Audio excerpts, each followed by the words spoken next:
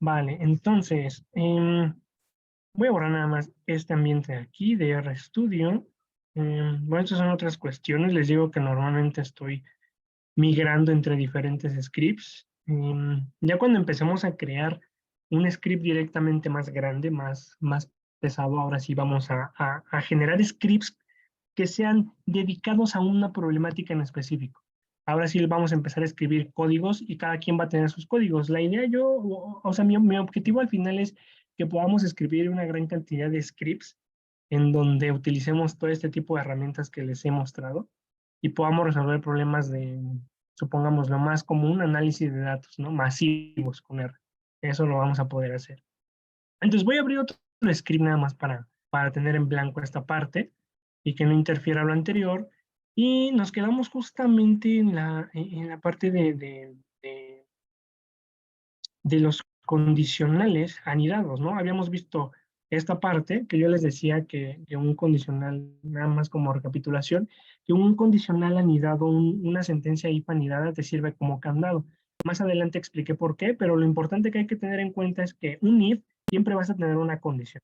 Esa primera condición, si se cumple, en el caso de un if anidado, se va a evaluar otra condición, la condición 2. Y solamente si esta condición 2 se cumple, tú vas a poder ejecutar el código. La única limitante de los if anidados es que se deben de cumplir ambas condiciones o las condiciones que tú tengas para poder ejecutar un código. Si en alguna de ellas te da falso o alguna condición es falsa, se va a salir del código. Entonces, veamos justamente esto, ¿no? La condicional o la sentencia if anidada tiene la característica en R de que se escribe justamente de la misma manera que estuvimos viendo con un if simple, un if normal, solamente que después del primer if tienes otro if, otro segundo if. Y lo importante es esta separación que aparece, esta indentación. Eso es lo importante. En R la gran ventaja que nos otorga es que aparecen estas llaves. Siempre les he, bueno, al menos en las sesiones anteriores les he mencionado la importancia de estas llaves, justamente porque R nos facilita en la escritura de esos códigos con las llaves. Si hacemos la comparación con Python, Python no tiene estas llaves. De hecho, Python no maneja ningún símbolo que te permita decir en qué momento termina tu código. Ahí lo importante, lo que sí toma más relevancia es la indentación, la separación que existe entre el primer if y el bloque de código. Ahí sí es muy importante, porque no tiene una separación como con las llaves. Aquí en R, en este caso, siempre recordar que se tiene una llave de apertura y una llave de cierre. Si tienes 5 llaves de apertura acá, debes de tener 5 llaves de cierre, ¿vale? Entonces, esto es lo que les mencionaba. Si ambas condiciones, suponiendo que voy a evaluar una primera condición de un valor, una variable que se llame NAT, que sea mayor a 0, y esa condición se cumple, se va a pasar a la siguiente condición. Esa segunda condición, estoy poniendo otro ejemplo aquí con la misma variable, que quiero que determine si es un número par, es decir, que su residuo sea igual a 0. Si eso se cumple, mi bloque de código se ejecuta. Y entonces voy a tener este resultado, ¿no? Que es lo que veíamos, es un número par positivo. En el caso de que alguna de estas condiciones no se cumpla, el código no se va a ejecutar, no importa si es la primera, si es la segunda o si son ambas, simplemente no se va a ejecutar.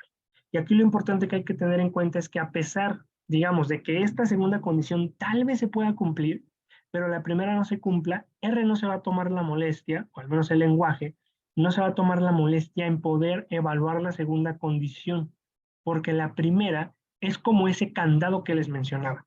Digamos que los valores lógicos, falso y verdadero, son esas llaves y las condiciones son los candados. Entonces, yo les mencionaba esto justamente con estos candados. Yo tengo una condición principal. Supongamos que es el primer if. Tengo ese segundo if y otro tercer if, ¿no? Y puedo tener diferentes condiciones if. Entonces, los valores verdaderos son esas llavecitas que me van a permitir abrir estos candados.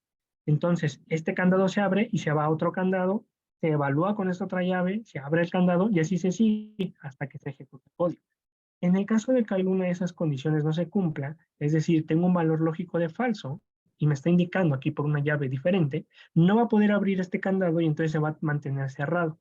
A pesar de que los otros tal vez puedan ser verdaderos, de que puedan tener sus propias llaves, que sí cumplan con esa condición, no se van a evaluar. R no las debe evaluar.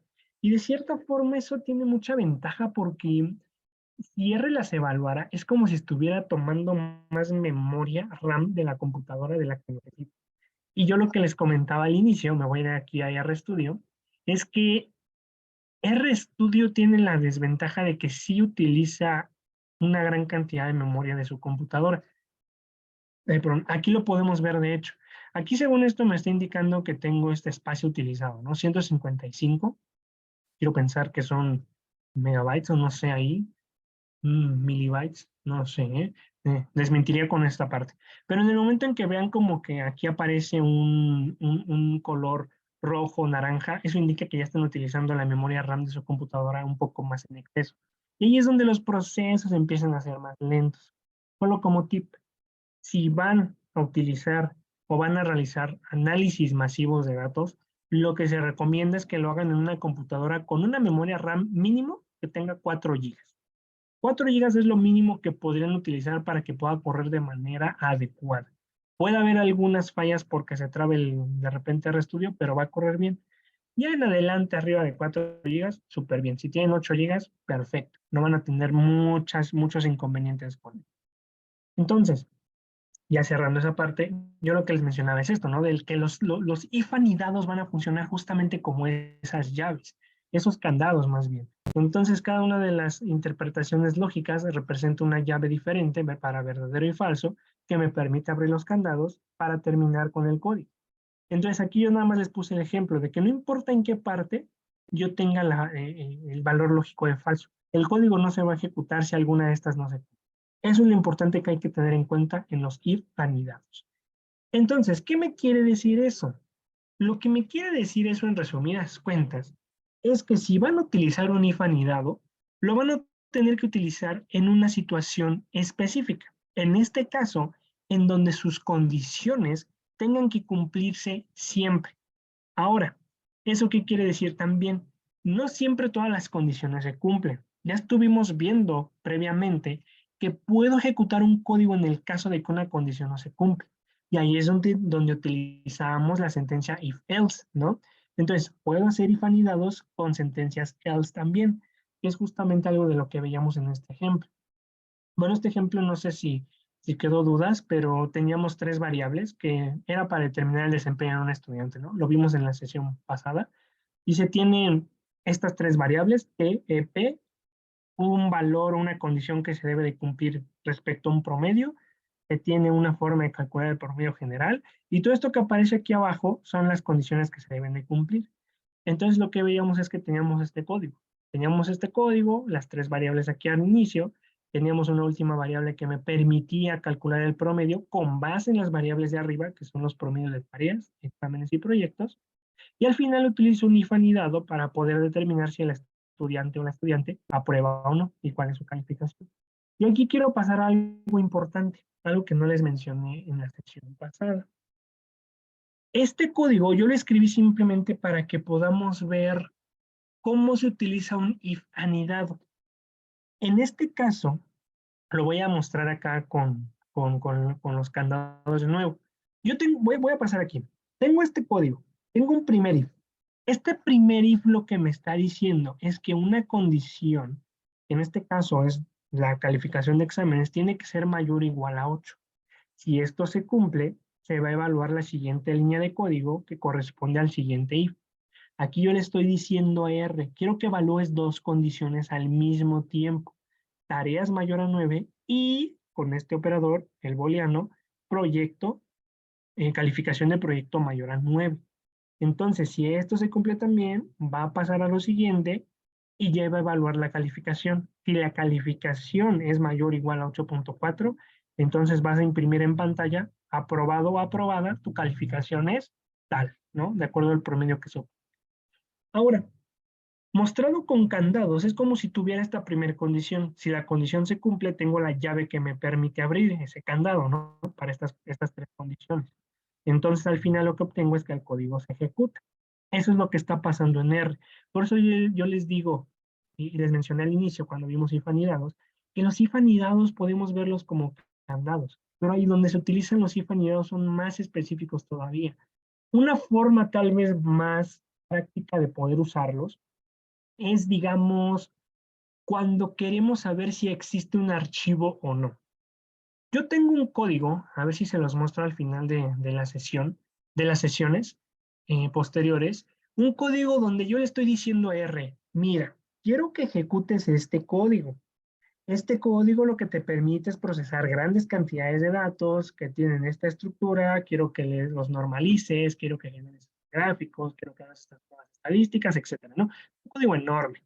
Pero yo antes de que pueda ejecutar ese código, yo le dije a R, ejecuta el código solamente si existe el archivo que te estoy diciendo. Si existe el archivo, ejecuta. Entonces, tal vez eso no suena tan bueno para un programador o programadora. ¿Por qué?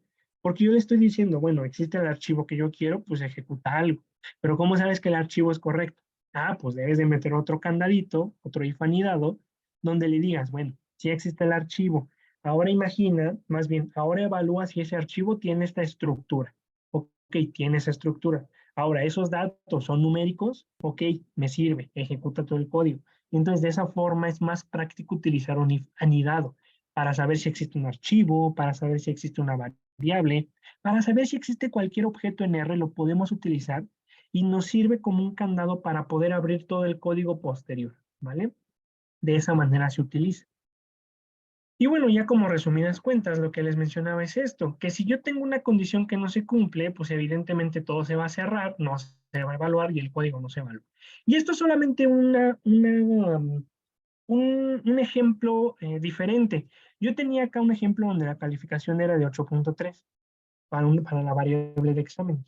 Ahora vamos a ver un ejemplo en el caso de que la calificación sea 7.9, es decir, es menor a 8, ¿no? Yo quería que fuera mayor o igual a 8. Entonces aquí está en el límite, no pasa.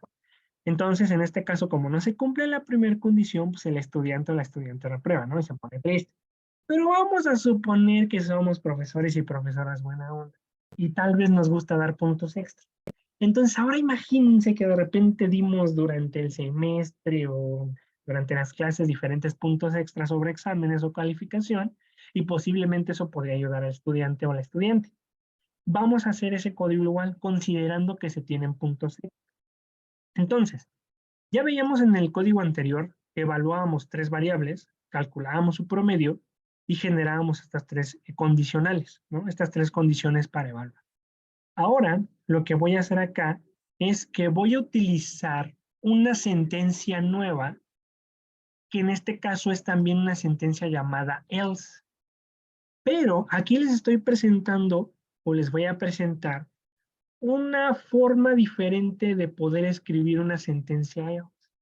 Se llama una sentencia else if, es decir, es una sentencia que te permite evaluar la parte falsa de una condición. ¿A qué me refiero? Voy a poner de nuevo el diagrama de acá. En el diagrama del if anidado, veíamos que si la condición se cumple, se evalúa la siguiente condición y si esta se cumple, se ejecuta el código. Pero en un if, de hecho, si yo borro esta parte, yo tengo solamente al if, ¿no? Solamente tengo al if. En un if habíamos visto también que si una condición no se cumple, se sale del código. Yo tenía una opción para poder ejecutar un código con base en el resultado falso, es decir, una condicional o una sentencia else. La sentencia else, igual está aquí justamente, es esta parte, ¿no? Yo les decía que si es falso, se va a ejecutar un código diferente al que está escrito en la parte verdadera, en el bloque de código 1, que corresponde a la parte lógica de verdadero, que justamente es esto. Si yo tengo la primera condición que se cumple, se ejecuta el primer código. Si esto no se cumple, se ejecuta el código de la sentencia else. Entonces, la que yo les estoy presentando y la que les quiero presentar es una sentencia else, pero que me permite evaluar una condición también. Yo puedo evaluar la parte falsa también con una condición, porque en el if else, en este caso, yo solamente evalúo una sola condición aquí, que es la primera. Entonces, yo puedo evaluar dos condiciones de forma contrastante. Les voy a presentar entonces esa sintaxis. Esa sintaxis está representada en este diagrama de flujo. ¿Cómo se lee? Bueno, yo tengo mi primera condición. Esa primera condición, como siempre les menciono, va a tener solamente dos opciones, falso o verdadero. Si es verdadero, se ejecuta un código y listo, somos felices. En el caso de que la condición sea falsa, se va a evaluar ahora sí otra nueva condición. Vean que esto es distinto a un if anidado, porque la condición de un if anidado se evalúa en la parte verdadera, no en la parte falsa. Aquí es la gran diferencia. La parte falsa en el else if me permite evaluar una segunda condición. Esta segunda condición también va a tener los valores lógicos falso o verdadero y se va a ejecutar un código con base en este resultado.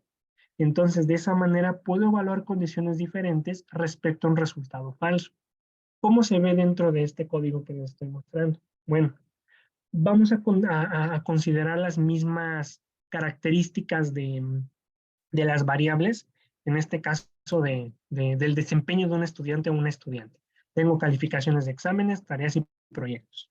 Entonces, si esto es falso, yo aquí puedo meter otro candado, puedo meter otra sentencia que me permita, digamos, dicho de esta forma, abrir otro candado con esta llave, ¿no? Abrir otro candado.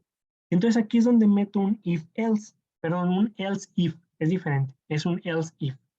¿Cómo se lee entonces? De esta manera. Vean que tiene la misma sintaxis como tal de un if else, que si recuerdan el if else se escribía simplemente, nada más para hacer el contraste. La sentencia if else es justamente la que escribimos así, ¿no? Esto, y luego coloco aquí en la última llave else, otras llaves y un enter, ¿no? Y esta es la sintaxis general de un if else. ¿Cuál es la sintaxis general de un if, else, if? Así se lee. If, no, sentencia, lo voy a poner. Sentencia if, else, if. ¿Cómo se lee? Bueno, la manera en que se lee es escribir if también, colocamos nuestro if, nos vamos a la última llave de cierre y colocamos else, y en este caso, if, ¿vale?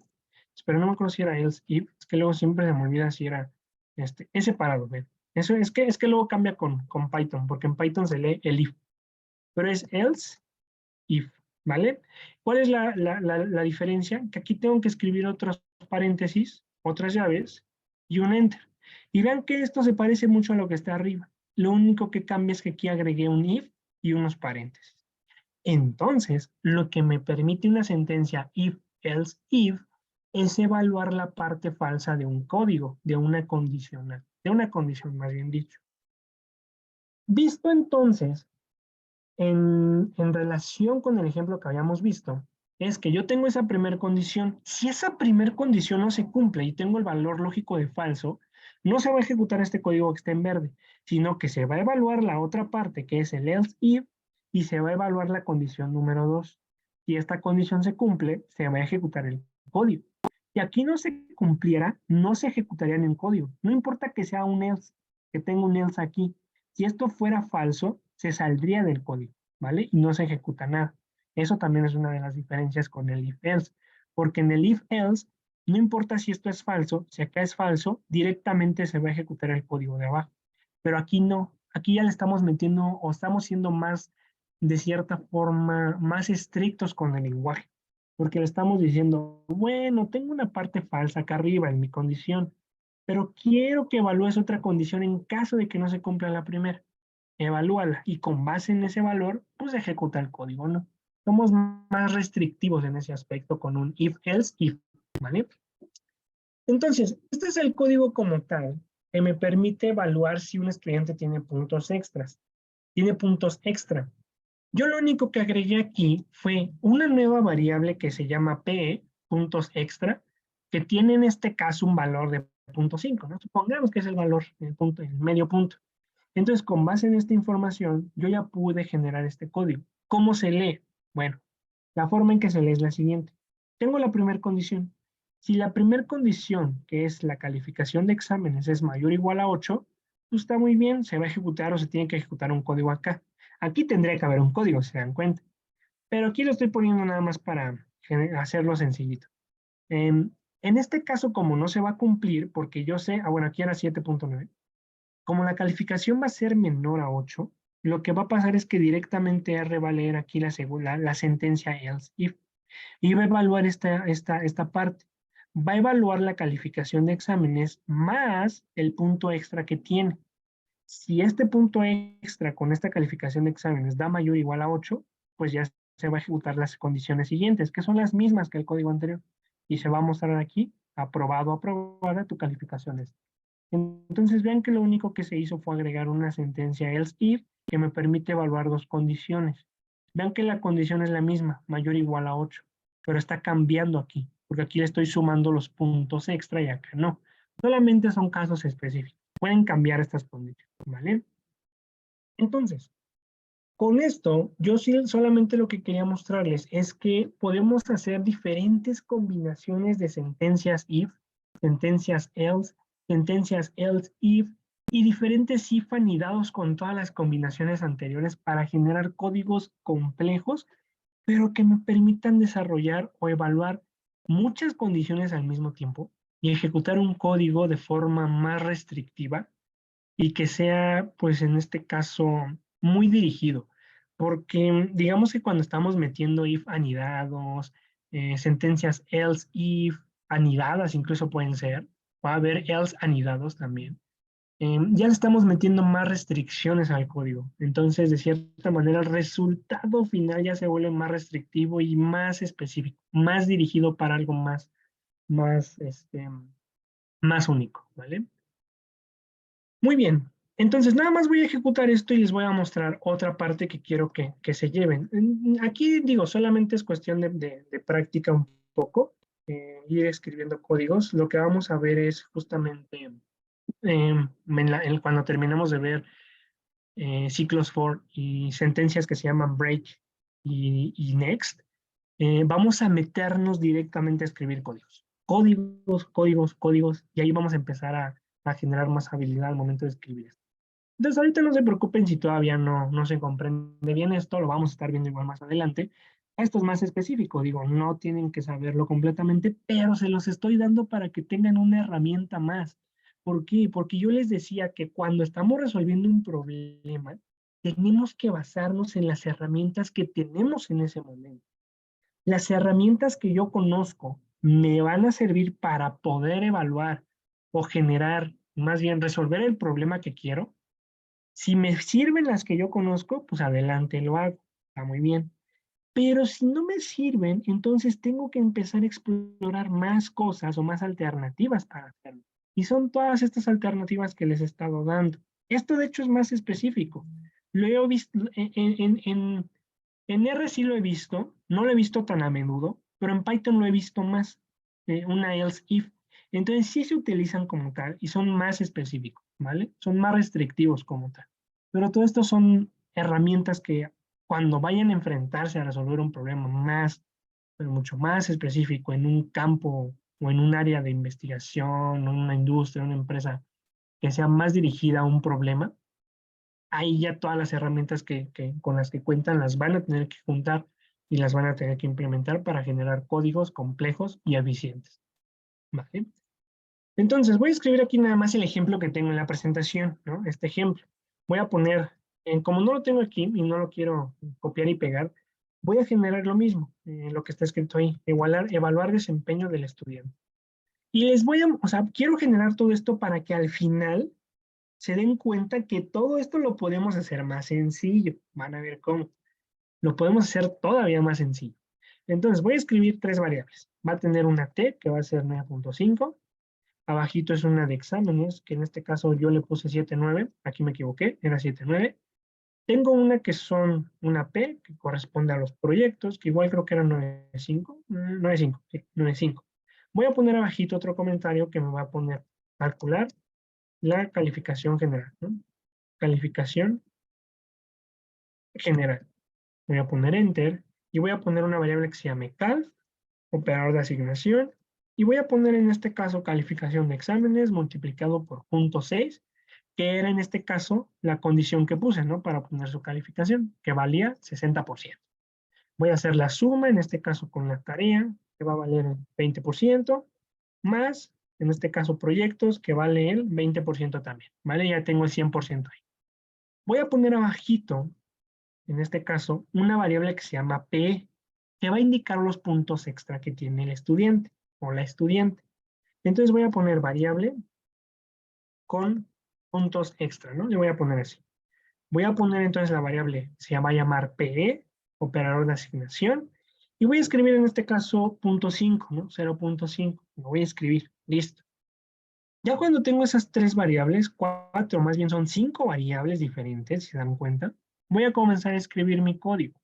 Algo muy importante de esto es que siempre cuando vayan a escribir códigos con sentencias if o estructuras de control, tengan en cuenta siempre que sus variables que van a utilizar las tengan ejecutadas para que estén en su ambiente de RStudio. O no solamente ejecutadas, sino que las tengan nombradas previamente. No es muy recomendable que todas estas variables las tengan después de una condicional if-else, o una sentencia if, o una estructura de control. ¿Por qué? Porque de hecho esto es algo que viene mucho a la pregunta que tú me hacías, Claudia. Si yo podía referenciar a un código anterior. De manera general, los códigos o los lenguajes de programación están hechos para que sigan un flujo específico de la información. Es decir, yo voy evaluando línea de código por línea de código, desde la 17, luego a la 18, luego a la 19, luego hasta la 24, 25, 26, etcétera. Se va evaluando línea por código, línea más, más alta. Entonces, en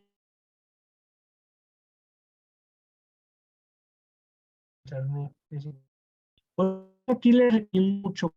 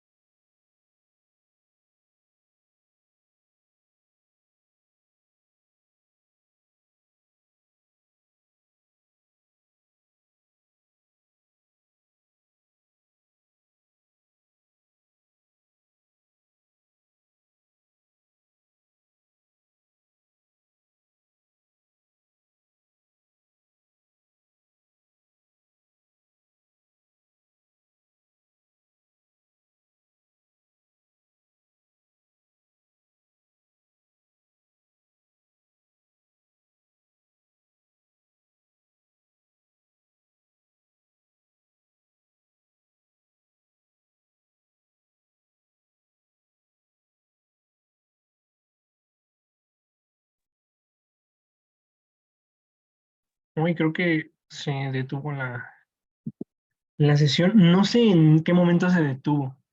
Bueno, estabas explicando, justamente cuando terminaste de explicar que no era lo adecuado poner variables después de la conditional if, fue ahí mm, que se te dejó de escuchar y de hecho te mandé mensaje, pero ya en eso te había salido de la sesión. ok, ok, ok. Vale, vale. Ok, vale, entonces retomamos desde ahí, nada más para que no se pierda. Sí, Vale, por favor. sí, gracias, Claudia. Em, bien, entonces les decía justamente eso. Ok, ya está compartiendo. Sí, les decía justamente eso, que no es recomendable escribir las variables después de estructuras de control, porque eso puede generar errores de código, y eso no es una buena práctica de escritura de scripts. Y tal vez les mencionaba que no es como, tal vez, no sé si vayan a pensar de que, bueno, ¿cómo se me puede olvidar escribir una variable antes de escribir una estructura de control donde voy a utilizar esa variable? ¿Por qué? Porque yo les decía que en los lenguajes de programación siguen como que ese orden, ¿no? De que van de forma ascendente, leyendo de línea por línea de forma ascendente, ¿no? La 17, 18, 19, 21, 22, etcétera. Entonces, lo que puede pasar es que nos equivoquemos en la posición en donde escribimos esas variables, y tal vez para nosotros en ese momento va a funcionar bien, voy a ejecutar mis estructuras de control y no voy a tener error. Pero cuando le pasemos el script a una persona, algo que me ha pasado, es que de repente se me olvidó otra vez, digamos, como posicionar de manera adecuada las variables y las estructuras de control. Y entonces las personas que ejecutan los scripts no se dan cuenta porque es un script complejo de cierta forma, porque las variables están escritas de forma incorrecta. en una posición que no es la adecuada, ¿vale? Entonces, son como tips que debemos de ir considerando al momento de escribir también. Por eso aquí siempre escribo, siempre voy comenzando con las variables. Siempre estoy escribiendo primero las variables y antes de ejecutar un código me debo de asegurar que las tengo en mi ambiente de RStudio, porque si no tampoco voy a poder ejecutar códigos, ¿vale? Entonces, yo ya tengo estas 5 variables y voy a escribir entonces la sentencia if anidada para evaluar el desempeño. Para evaluar el desempeño académico, le voy a poner. ¿Qué voy a escribir entonces? Lo primero que voy a poner es el if. Voy a escribir if, voy a poner la sentencia que me da RStudio y voy a poner la primera variable que es e mayor o igual a 8, ¿no? Supongamos que es la parte de los exámenes. Dense cuenta que aquí no se va a cumplir porque mi variable e, que está acá arriba en la línea 18, que estoy nombrando acá en la línea 28 dentro de la condición de if, no es mayor a 8, mayor o igual, sino que es menor. Entonces, de cierta forma ya puedo ver aquí que esto no se va a cumplir. ¿Qué voy a poner en su caso? Voy a poner en su caso esta parte. Lo voy a escribir nada más como está acá. Voy a irme al final de la llave de cierre del if y voy a escribir else if. Vean que aquí hay una separación. Esa separación es muy importante solamente en el caso de que vaya a escribir esta condición, la sentencia. ¿Qué voy a escribir entonces? Voy a poner else y la palabra if. Posteriormente otro espacio, paréntesis, y voy a poner la otra condición que quiero que evalúe en caso de que la primera no se cumpla. Voy a poner la variable e más la variable PE, que son los puntos extras sobre exámenes, y voy a poner el mismo operador relacional, mayor o igual a 8. Vean que aquí en este caso ya se va a cumplir. ¿Por qué lo puedo saber? Porque la variable E tiene guardado el valor 7.9 y cuando yo le sumo la variable P, que tiene 0.5, eso va a dar mayor a 8, va a dar 8.4, de hecho. Por eso sé que esto se va a cumplir. Y ya una vez que escribo esto, nunca se olviden de sus llaves de apertura y de cierre. Las escribo, RStudio me las autocompleta, doy un enter y ya puedo seguir escribiendo mis códigos acá. Lo que voy a escribir aquí posteriormente son estos if anidados. ¿Cómo sé que son if anidados? Porque este segundo if aparece dentro de este primer if, ¿vale? Y estos dos if son, ojo aquí, estos dos if que están escritos aquí abajo pertenecen a la sentencia else if. Entonces, dense cuenta que no es tan sencillo simplemente escribir las sentencias. Hay que conocer el orden de las sentencias. ¿Qué sentencia pertenece a cuál? ¿Cuál es la sentencia principal? La principal de todo el código es esta de acá, la de mayor a 8, la que nada más tiene la variable e mayor o igual a 8. Esa es la principal. Si esa no se cumple, yo tengo otra condición principal, ¿no? Una condición secundaria. Tengo la condición secundaria en la sentencia else if, que es esta que está acá, donde ya le suman los puntos extra. Esa es la condición secundaria, pero sería la condición principal de los if que están aquí abajo, ¿no? De este primer if y este segundo if. Entonces ven que ahí ya empieza a tomar un poquito más de complejidad el escribir códigos. Ya no se vuelve algo trivial o algo tan simple como tal. Es algo que ya se tiene que escribir de forma cuidadosa. Porque como siempre les digo, lo más común que vamos a encontrarnos cuando escribimos códigos son los errores. Es lo más común. Errores de cualquier tipo. Errores de por paréntesis, se me olvidó una llave de apertura como a mí en una sesión pasada, que no ejecuté mis variables, todo ese tipo de errores se van a ir generando. Pero bueno, entonces, yo les mencionaba que ya que tengo mi else if aquí con mi condición secundaria, voy a escribir el segundo if anidado, bueno, estos dos if anidados con estas condiciones. Voy a escribir aquí if, presiono la tecla tab, selecciono y voy a escribir la variable t mayor o igual a 9. Voy a escribir un operador booleano y esto lo hice nada más para que vean que puedo colocar un operador booleano para evaluar dos condiciones al mismo tiempo en un if. Voy a escribir la variable p mayor o igual a 9 porque se debe de cumplir estas dos condiciones y posteriormente voy a escribir la otra condición, el otro if. If va a ser la calificación, que es la variable count, que tiene que ser mayor o igual a 8.4, si no mal recuerdo acá, ¿no? 8.4. Y ya una vez que tengo esas condiciones a evaluar, voy a escribir al final todo el bloque de código. Vean que toda esta separación en blanco es la importante, son las indentaciones. En la última parte es la indentación más larga donde va el bloque de código.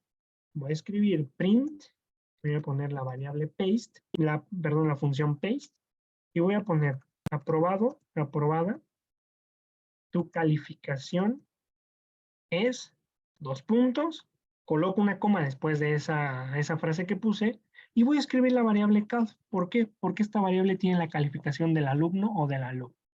Y listo. Lo que acabamos de hacer es escribir un código ya un poco más complejo, utilizando dos sentencias, o bueno, sí, dos sentencias en específico.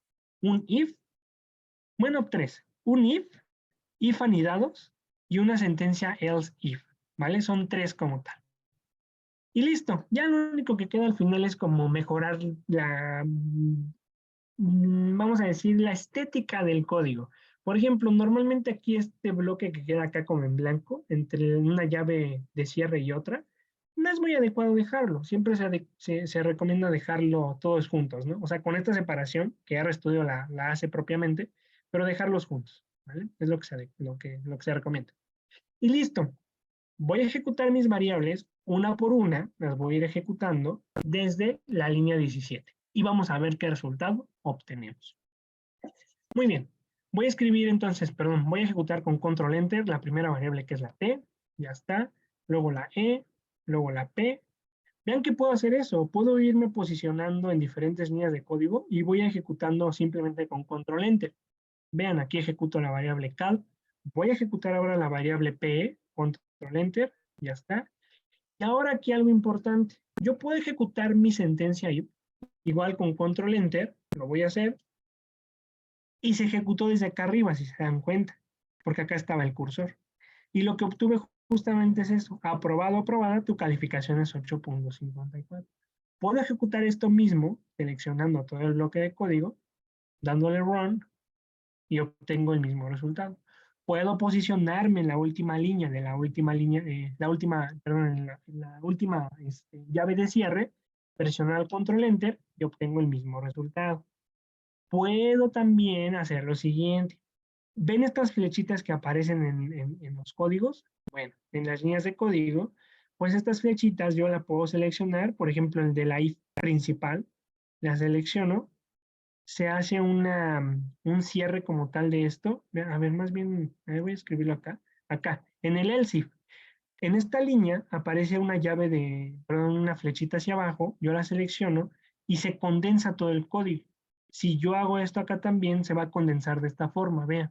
Y vean que tengo mi código condensado, si se dan cuenta. Por eso aquí les decía, esta llave de cierre y de apertura es lo importante. Aquí RStudio me permite hacer eso, condensar mi código. Entonces, si yo selecciono esta flechita de acá, se va a mostrar todo el código de nuevo. Es como algo muy práctico también para que pueda hacer que mis códigos sean más fáciles de leer. Entonces, puedo seleccionar ahí, puedo seleccionar todo esto que está condensado, le doy en run y voy a obtener el mismo resultado. Vean. Entonces, hay diferentes formas de ejecutarlo.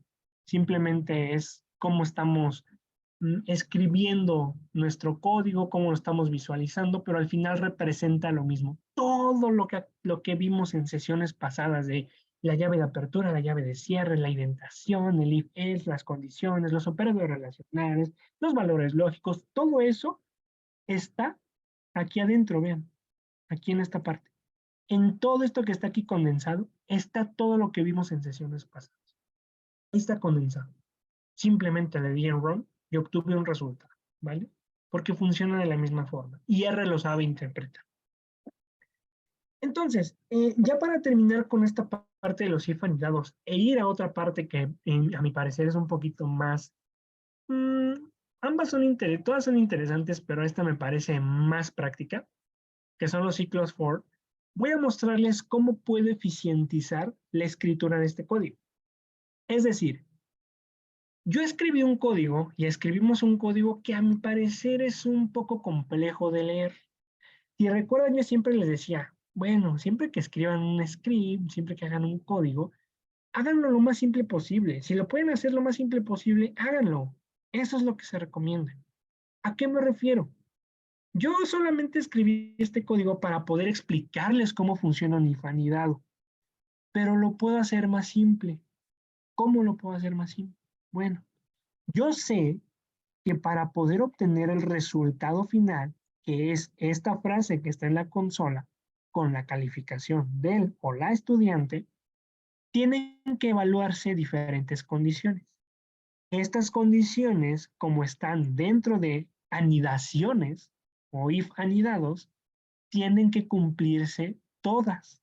Es decir, todas tienen que ser verdaderas. Es lo que veíamos acá, ¿no? De los candados. Para poder ejecutar el código, todo tiene que ser verdadero. Si una de ellas no se cumple, todo lo demás ya no se ejecuta. Como yo sé que todo tiene que ser verdadero, yo puedo condensar todas estas condiciones en una sola línea de código. ¿Cómo lo hago? Simplemente voy eliminando estas llaves de cierre y de apertura para escribir todas estas condiciones en una sola condición. Es decir, solo en unos paréntesis. ¿Cómo lo voy a hacer? Voy a escribir aquí, en la parte del else if, un espacio. Voy a escribir un operador booleano tipo end y voy a escribir las condiciones que están evaluadas en la parte de abajo. Voy a escribir la variable t mayor o igual, perdón, era mayor o igual, no estoy escribiendo, mayor o igual a 9. Voy a poner otro operador booleano end, la variable p mayor o igual a 9, y voy a poner la última condición, que es la calificación. Voy a poner otro operador booleano end, y voy a poner cal mayor o igual a 8.4. Todo esto ya está escrito acá. Todas estas condiciones que voy a subrayar ya están escritas acá arriba. Entonces, las puedo borrar. Puedo borrar estos dos if, los borro. Borro sus dos llaves de cierre. Y vean que mi código ya se hizo más simple. Mi código simplemente ahora son estas líneas de código, donde si yo ejecuto estas sentencias, tengo que obtener el mismo resultado. ¿Por qué? Porque lo que estoy evaluando en esta condición son varias condiciones al mismo tiempo que se deben de cumplir también. Todas tienen que ser verdaderas para que se ejecute mi código. ¿Cómo sé eso? Porque estuve poniendo operadores booleanos end. Y si recuerdan, los operadores booleanos end funcionan solamente, o más bien me van a dar un valor lógico verdadero solamente si se cumplen dos condiciones de valor al mismo tiempo. Es decir, son condiciones que se cumplen mutuamente. Voy a seleccionar mi código, voy a darle en run y lo que obtuve es el mismo resultado. Vean y comparen. Este código que se ejecutó arriba son todas estas líneas de código que está de cierta forma complejo de leer. Se obtuvo este resultado, que es esta frase con la calificación, pero vean el código de abajo. El código de abajo solamente tiene un if, un else if, y todo lo demás está condensado dentro de esos paréntesis. Y el resultado fue exactamente el mismo que el anterior. Entonces, en resumidas cuentas, yo lo que les recomiendo siempre es que intentemos condensar los códigos de la forma más simple posible. Hay que intentar hacer los códigos lo más simple posible, lo más simple posible. ¿Por qué? Porque ahí es donde no de cierta forma, sino que ahí es donde ponemos en práctica lo que hemos aprendido y el pensamiento lógico y crítico también. Porque ahí es donde estamos cuestionando los códigos que estamos escribiendo son como tal adecuados más bien lo que estoy escribiendo se puede condensar más, se puede hacer más simple, es la forma más adecuada de poder escribir mi código, es la forma más fácil de poder evaluar esto. Yo preguntaría eso. Tal vez alguien me diría, no, hay otra forma todavía más eficiente de hacerlo. Pero alguien me diría, bueno, obtienes el mismo resultado, lo puedes dejar así y está bien, también depende del estilo propio. Este estilo como tal a mí no me gusta mucho, se los comento. A mí no me gusta en lo personal como escribir todo en una misma parte. Si es más eficiente, o más bien en este caso más eficaz, escribirlo así. Todo, si todas las condiciones se deben de cumplir al mismo tiempo, escríbanlas de forma lineal vamos a ponerlo. A mí me gusta más colocar condicionales y anidadas porque me gusta cómo se ven de cierta forma. Y les digo, es como ya estilo propio de cada persona. Pero ahí ya cuando se lo pasen a alguien más, pues ahí sí deben de considerar cuál es lo adecuado, cuál forma de escribir un código y qué sintaxis es la más adecuada en esos casos específicos, ¿vale? Muy bien. Entonces, con eso estuvimos viendo ya condicionales o sentencias if-else, sentencias if anidadas y sentencias else-if. ¿Cuáles son todas las que vimos? Las voy a escribir aquí. Vimos las sentencias if, vimos también sentencias if-else, vimos sentencias if anidadas, que en este caso las van a encontrar como nested if, y también vimos sentencias if, else, if, else, if. Vimos estas. Y aquí sentencias. Ah, y vimos otra, que eso surgió de una pregunta que me hizo Aranza. Que esas son las sentencias if, else, vectorizadas. Entonces, como tal, esto lo cubrimos en todas las sesiones pasadas. Si se dan cuenta, como que van aumentando de nivel, porque empezamos con la más sencilla, luego vamos con la más sencilla que me permite evaluar la condición solamente si es verdadera. Se ejecuta un código solamente si la condición es verdadera. La if-else que me permite hacer un contraste entre valores lógicos. La if para valores verdaderos y la else para valores falsos, ¿vale? Las if anidadas que permiten evaluar diferentes condiciones al mismo tiempo, pero todas se deben de cumplir. ¿Por qué? Porque como recapitulación, o en resumen, la condición o la sentencia if solamente va a ejecutar un código si su condición es verdadera. Todo lo que diga if aquí significa que su condición debe ser verdadera siempre para ejecutar un código. Todo lo que diga else es la parte contraria. No tiene que ser verdadero, tiene que ser falso, ¿vale? Y en este caso las nested if o las if anidadas son esas if que estuvimos viendo anteriormente. Bueno, no las tengo ahí. Las que estuvimos viendo anteriormente, que son una if, dentro de otra if, dentro de otra if, y diferentes if dentro de otras if, ¿no? Entonces se vuelve más complejo, pero todas se deben de cumplir al mismo tiempo. La otra que vimos son las que vimos hoy, que son las if, else, if, que son estas de aquí, que te permiten evaluar la parte falsa, esta parte falsa, pero aquí vean algo contrastante. Yo les mencionaba aquí hace unos segundos que la parte else permite ejecutar un código solamente si la condición principal es falsa. Pero aquí yo tengo una excepción. Yo puedo ejecutar un código en el caso de que la condición sea falsa, pero me permite evaluar otra nueva condición. Y eso lo hago con una sentencia else if, ¿vale? Como la que estoy subrayando aquí, else if. Y todo esto de acá adentro tiene que ser ahora verdadero. ¿Por qué? Porque se le añadió la parte if. Y eso le añade que tiene que cumplirse un vector lógico verdadero. Y finalmente, que esto no lo vimos hoy, sino que lo vimos en sesiones pasadas, son las sentencias if-else vectorizadas. Eso simplemente, sí, para que recuerden, lo escribíamos aquí en la consola de esta forma, en el script, perdón. If, else y dos paréntesis. Esto como tal es una función. Y aquí la gran ventaja es que como está vectorizado, me permite evaluar diferentes elementos de un vector al mismo tiempo. Y aquí es donde voy a utilizar para dar pie al siguiente tema. Esto de las if-else vectorizadas es muy diferente a una if-else normal. ¿Por qué? No tengo en la presentación esto de la if vectorizada, se me olvidó ponerlo, pero la if vectorizada te permite evaluar varios elementos al mismo tiempo.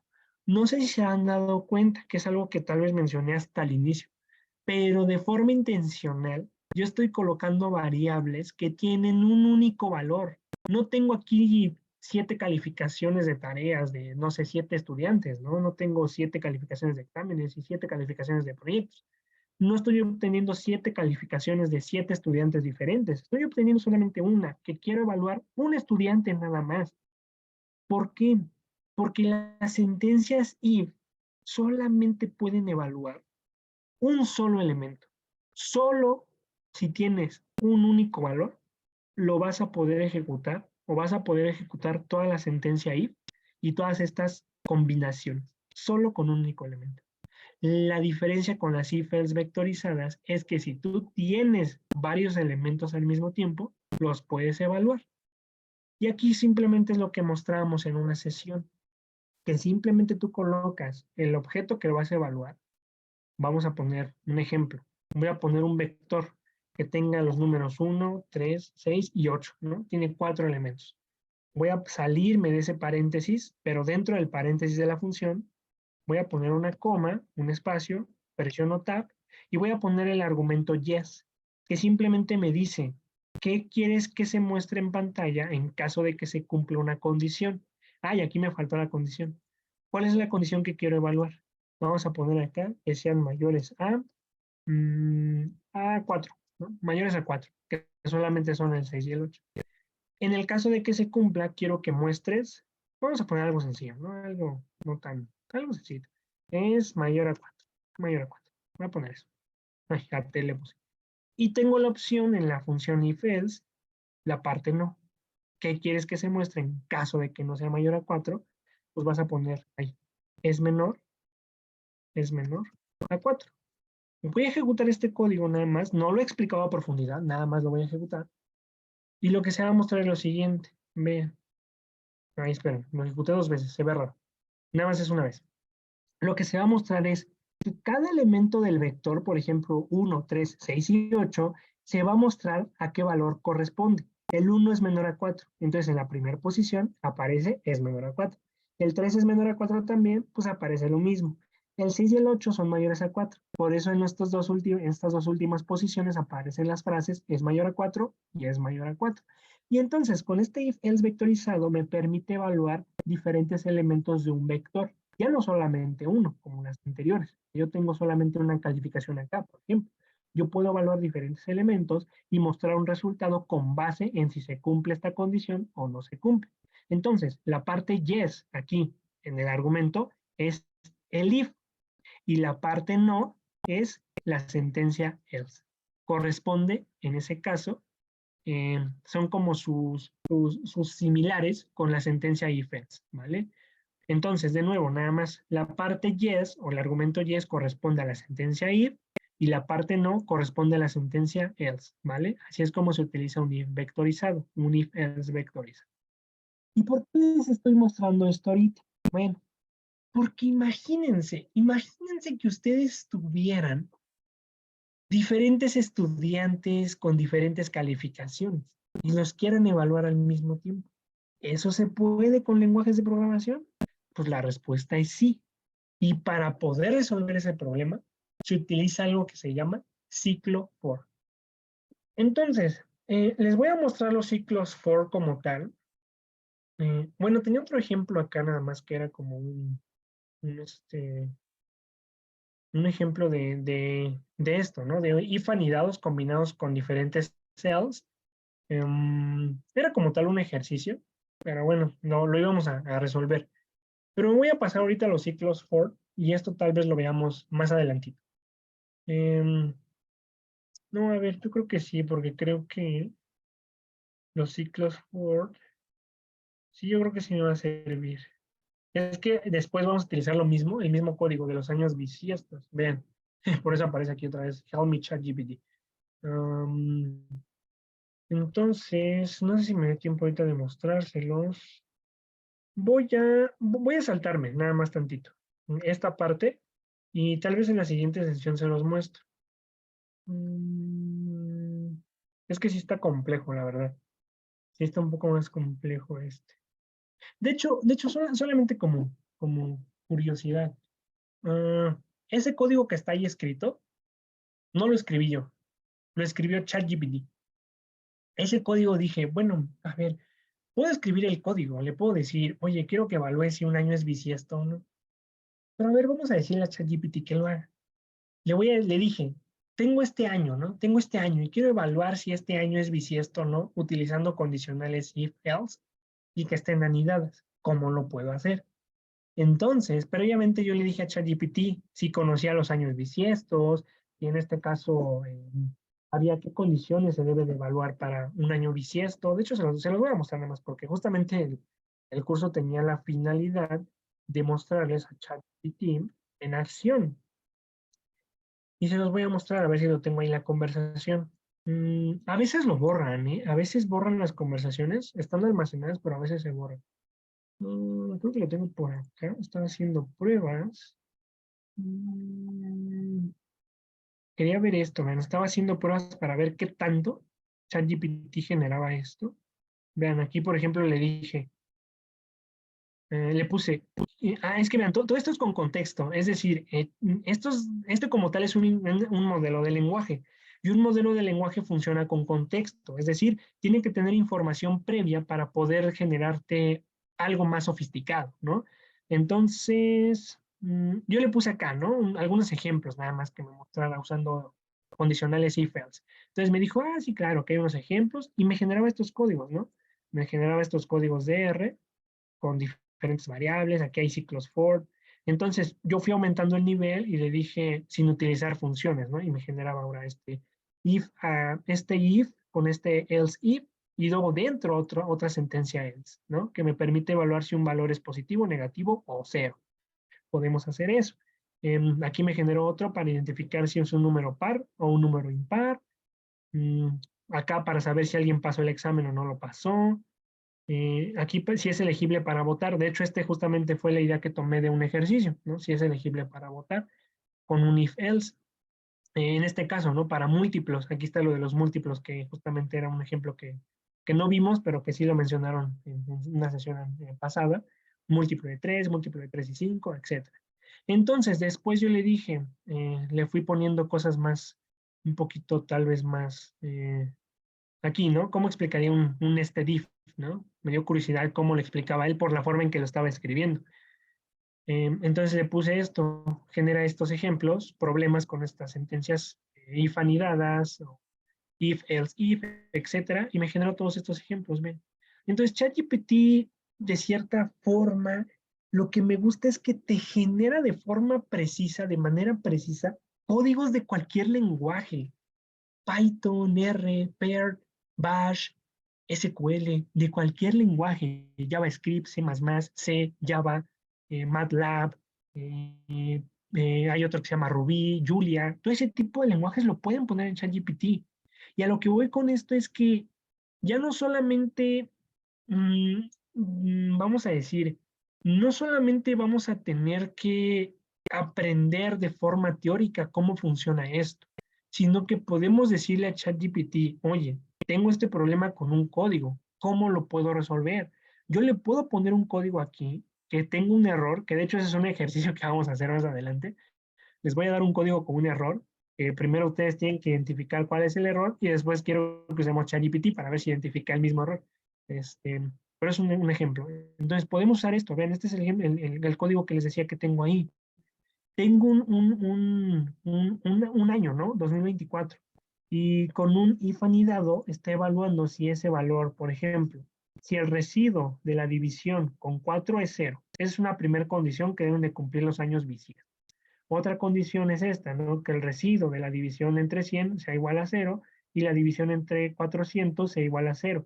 Entonces, con base en esta información, genero diferentes else, que recuerden, estos else corresponden a diferentes if. ¿Cómo sé eso? Por la posición en que aparecen.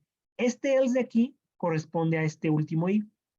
Este segundo else corresponde al segundo if de acá y este último else corresponde al primer else de acá, ¿vale? De esa forma lo puedo identificar por la posición en que aparecen. No aparecen alineados, aparecen como más a la izquierda o más a la derecha.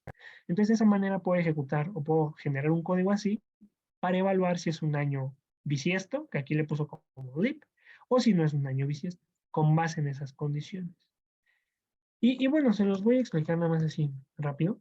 Un año bisiesto, esto era como un ejercicio para practicar. Un año bisiesto tiene mucha historia como tal, viene desde el Imperio Romano, creo era, ¿no? Con Julio César y generó o creó, más bien creó un calendario que se llamaba el calendario juliano. Entonces, digamos que en esos tiempos los egipcios ya utilizaban de cierta manera un calendario que consideraba, pues vamos a decir, años bisiestos, ¿no? Consideraba estas aproximaciones. Ya ven todo esto de los antepasados, ¿no? Que utilizaban muchas observaciones con base en las estrellas para poder generar conclusiones, ¿no? Con base en esas observaciones. Entonces ellos tenían como que un conteo de que un año duraba esto. De forma más precisa el año, más bien duraba ciertos días. De forma precisa un año dura esto, 365.2422 días. Ya redondeado, muchos lugares veo que le ponen 365.25, ¿no? Digo, aquí no tiene el redondeo, pero aquí lo manejan de esta forma. ¿Por qué manejan esto? Para poder utilizar los años bisiestos. Cada 4 años se genera un año bisiesto, ¿no? Por eso febrero de repente hay un día extra. ¿Por qué? Porque si ustedes suman estos 25 por 4 veces, o bueno, 4 veces, se va a generar un año extra, un día extra.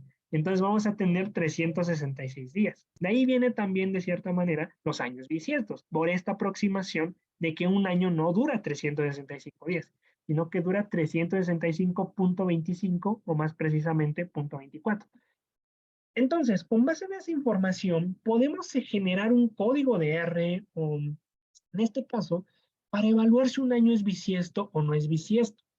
¿Cómo podemos obtener eso? Pues conocemos por diferentes fórmulas matemáticas que bueno, diferentes personas que han estudiado esto y con fórmulas matemáticas, que los años bisiestos son divisibles entre 4 y entre 100, y los años no bisiestos son divisibles entre 100, entre 400 acá, perdón, son divisibles entre 100 los no bisiestos. Con base en esa información, podemos generar un código de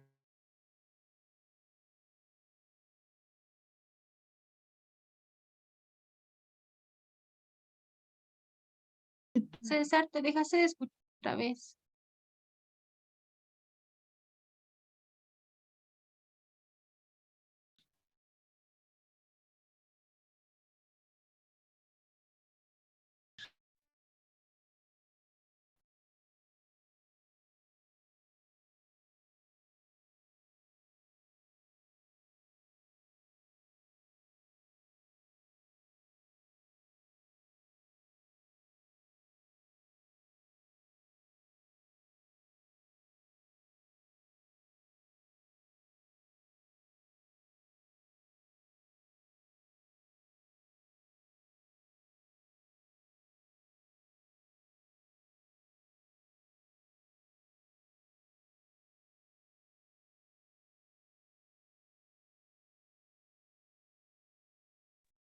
Hola, hola. ¿Ahí me escuchas? Sí, ya te escuchas, César. Ok, vale. Una disculpa, creo que sí hay muchas fallas ahora. Mm, ¿en qué te quedaste? ¿En qué? No sé en qué momento se dejó de escuchar.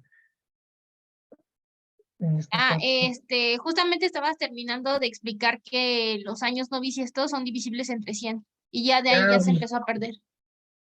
Ah, ok, ok. Ajá, entonces, bueno, vale. Gracias, Claudia. Em, entonces, estas son como condiciones. Ya con esto termino. Estas son como unas condiciones que podemos utilizar para generar un código en donde sabiendo que un año que sea divisible entre 400 y entre 100, lo podemos considerar bisiesto. Un año que es divisible entre 100, lo consideramos como no bisiesto. Entonces, hay otras aproximaciones más adecuadas y más precisas para considerar esto. Las más comunes son estas, entre 400, entre 100, perdón, entre 4, entre 400 y entre 100, ¿vale? Para determinarlo.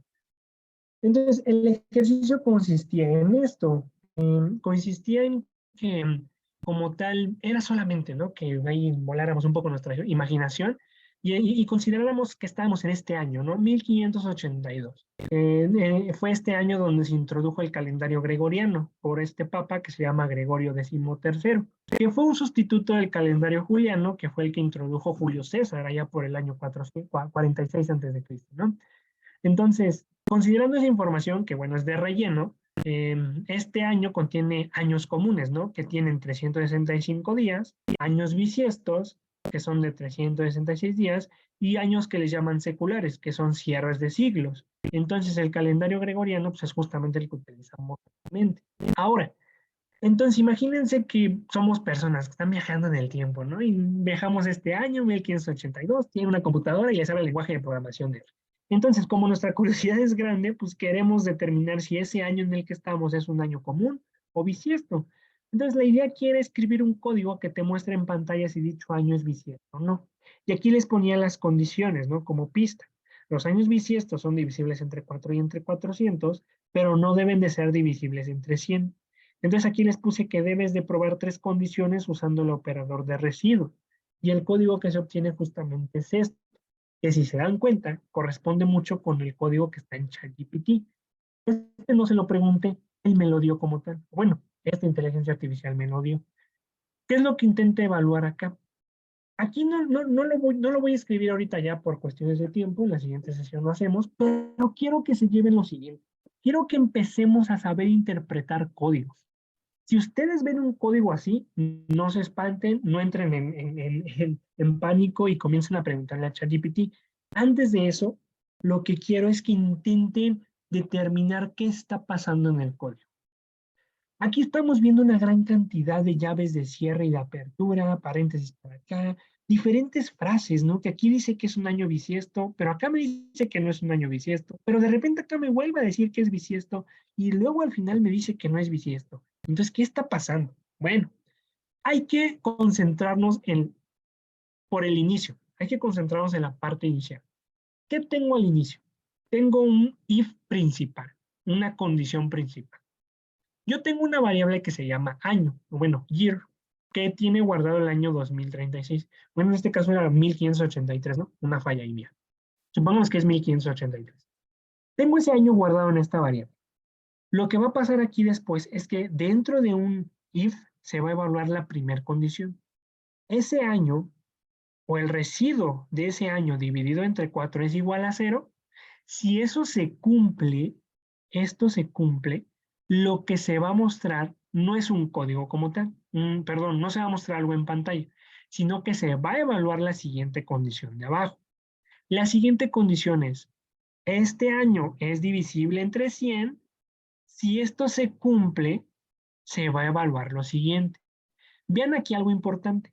Yo les dije que una condición para determinar si es un año bisiesto es en este caso que no sea, acá está, ¿no? Que no deben de ser divisibles entre 100.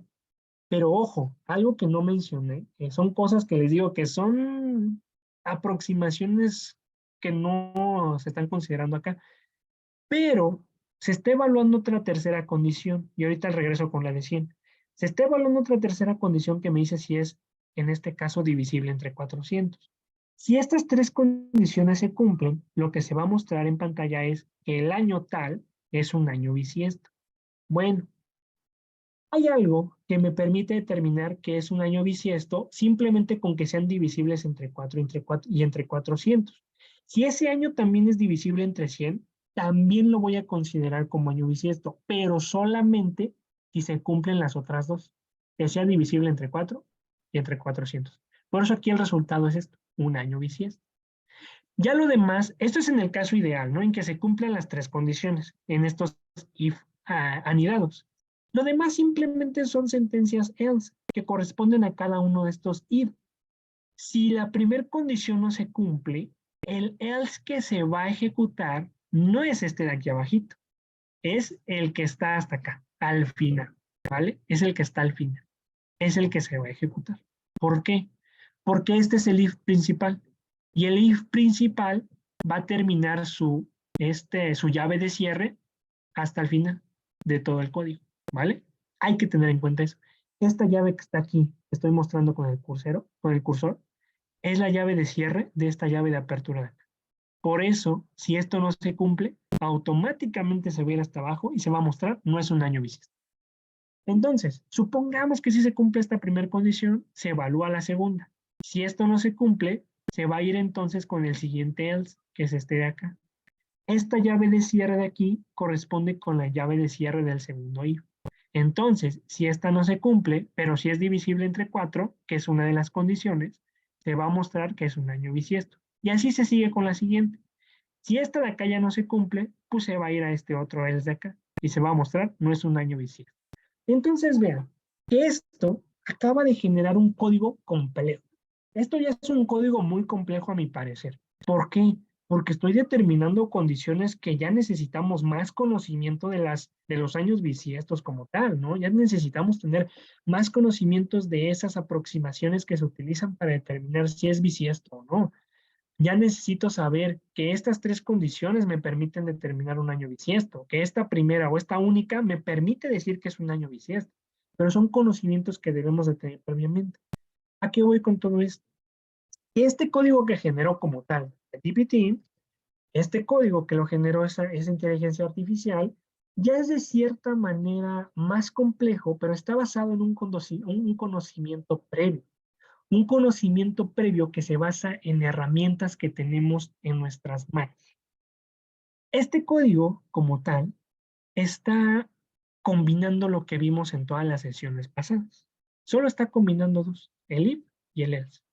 Pero todo esto, les digo, ya es como tal más complejo y se necesita más conocimiento de lo que estamos haciendo. Y ahora, ya para terminar, si ustedes no quieren, si a ustedes se les hace difícil de repente un código que vean, lo que pueden hacer es decirle a ChatGPT que les explique ese código. Voy a escribir este código, ¿vale? Voy a copiarlo de acá porque justamente es el que me dio ChatGPT.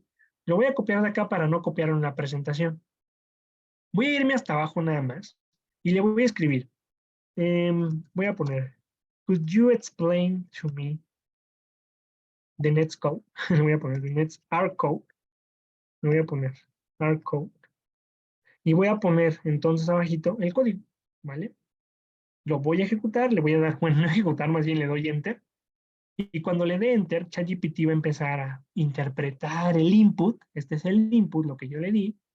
De repente se tarda porque muchas personas lo usan. Eso es una de las ventajas que dicen que no tendría con ChatGPT Plus. Pero vamos a ver si me genera algo. Entonces, lo que me tendría que generar aquí ChatGPT es la explicación de este código. Aquí ya está generando. Aquí me dice, este código de R checa si cierto año es un año bisiesto o no lo es. ¿Vale? Entonces me está diciendo, primero, el código asigna el valor. Aquí iba un poco lento justamente por eso, o tal vez es mi internet. Pero dice que está generando el valor 2024 a la variable año, y luego el if statement, que es la sentencia if, permite checar si es divisible entre 4. Y vean, entonces utilizando un operador que se llama modulus. Este es de Python, de hecho, el operador modulus se llama. Entonces te da el residuo, etcétera, ¿no? Y vean, te va explicando paso por paso cada una de qué es lo que está pasando. Y de esa manera puedo interpretar también códigos de R, códigos de Python o de cualquier lenguaje de programación. Y con base en eso, en ChatGPT o en esa inteligencia artificial, pueden obtener pues esa información. Ya ustedes si le dicen, quiero que me lo expliques a más profundidad o con más detalle, le pueden decir y se lo va a explicar con más detalle, paso por paso, todo esto, ¿vale? Pero se basa en contexto. Entonces, con esto finalizo la sesión de hoy, nada más diciéndoles que mm, no se vayan a frustrar si, si ven que todo esto es mucha información para procesar, porque sí, aprender un lenguaje de programación sí es mucha información por procesar. No tenemos que aprenderla toda al mismo tiempo. Eso sí, no hay que aprender esta información al mismo tiempo. Eso lo vamos aprendiendo con práctica. Yo no aprendí como tal en un solo día todas las sentencias o estructuras de control. Eso lo tuve que aprender en diferentes, enfocando en práctica.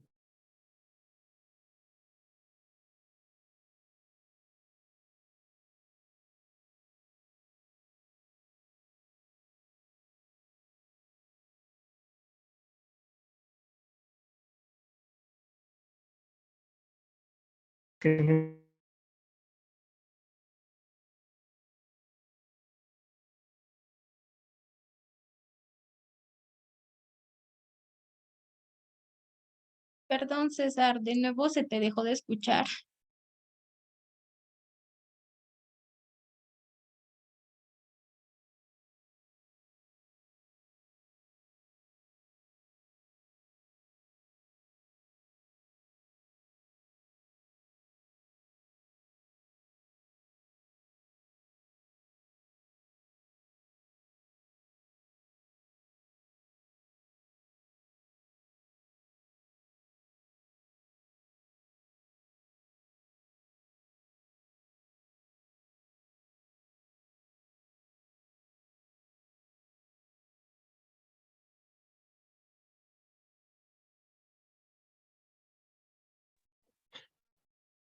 Bueno, ya para que no se trabe tanto, ya nada más mm, les dejo un último mensaje eh, que sí quiero que se lleven. Mm, Este que se está mostrando en pantalla. Como tal,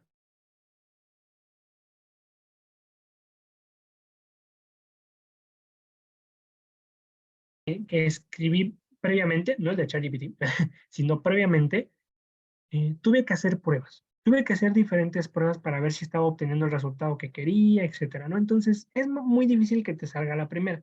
Te va a salir, pero eso necesitas mucha práctica. Entonces, para que te salga un código a la primera y puedas entender todo perfectamente en un lenguaje de programación, debes de intentar hasta que obtengas ese resultado. Esos errores que te vayan saliendo en ese proceso son la forma más rápida de aprender a programar. Y nada más algo último acá. Tenemos que utilizar algo que se llama pensamiento lógico y algo que se llama habilidad de resolver problemas. Pero para poder adquirir esto, debes de practicar y ser persistente. Entonces, una manera de poder aprender a pensar de forma lógica es dividir ese problema que quieres resolver con código en partes pequeñas. Puedes utilizar diagramas o dibujos que te ayuden a identificar el flujo de información o de datos, practicar lo más que puedas, destinar ciertas horas de la semana para practicar cada día y también dejar que otras personas te ayuden y recibir retroalimentación de ellas. Y este último mensaje es, siento que el más importante, o pienso que es el más importante. ¿Por qué?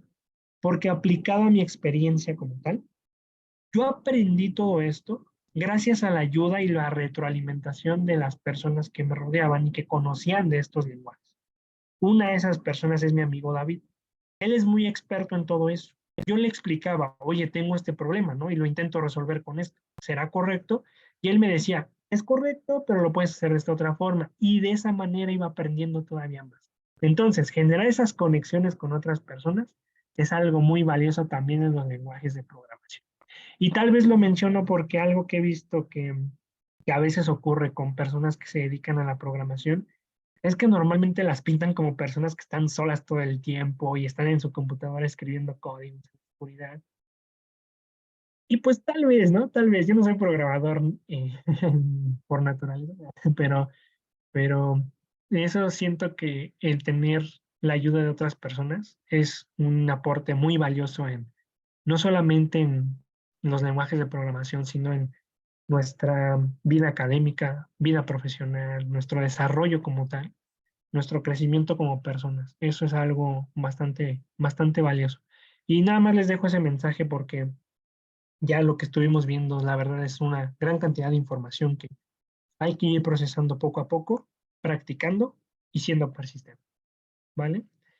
Y con eso termino la sesión de hoy, recordándoles nada más, bueno, no recordándoles, parece que era el de Python, diciéndoles que en la siguiente sesión vamos a seguir viendo esto con algo que se llama un ciclo for. Una vez que veamos esto, se van a dar cuenta que el tener estas herramientas en sus códigos de R los van a hacer unas personas o unas programadoras expertas en este lenguaje.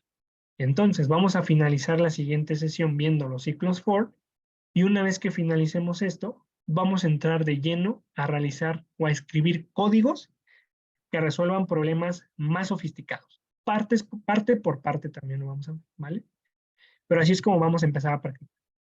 Muy bien, no sé si tengas alguna duda, Claudia, hasta aquí, algo que quieras saber, algo extra o todo bien. No, por hoy todo bien. Muchas gracias, César. Vale, vale. Voy a detener la grabación entonces.